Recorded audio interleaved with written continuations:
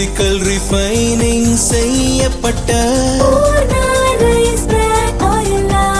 SKM Poorna rice brand oil.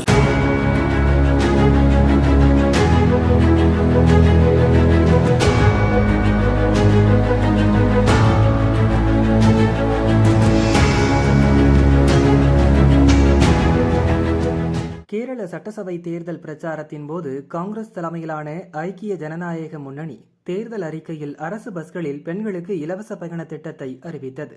தேர்தலில் காங்கிரஸ் கூட்டணி வெற்றி பெற்றதை அடுத்து கேரளாவில் பெண்களுக்கான இலவச பஸ் பயண சலுகை வழங்க மாநில அமைச்சரவை முடிவு செய்தது. அதன்படி பிரியதர்ஷினி என்ற பெயரிலான திட்டத்தை திருவனந்தபுரத்தில் கேரள முதல்வர் சதீசன் இன்று காலை தொடங்கி வைத்தார். பின்னர் கேரள முதல்வர், போக்குவரத்து துறை அமைச்சர் ஜான் ஆகியோர் பெண்களுடன் பஸ்ஸில் சிறிது தூரம் பயணம் செய்தனர். இத்திட்டத்தின்படி 7 வகையான சாதாரண பஸ்களில் பெண்களும் திருநங்கைகளும் கட்டணமின்றி பயணம் செய்யலாம். சாதாரண அரசு பஸ், நகர bus, town to town bus, point to point உள்ளிட்ட பஸ்களில் பெண்கள், திருநங்கைகள் எந்தவித அடையாள அட்டையுமின்றி இலவசமாக பயணிக்கலாம். அந்த பஸ்களை அடையாளம் காண அவற்றில் ஸ்டிக்கர் ஒட்டப்படும் என்று தெரிவிக்கப்பட்டுள்ளது.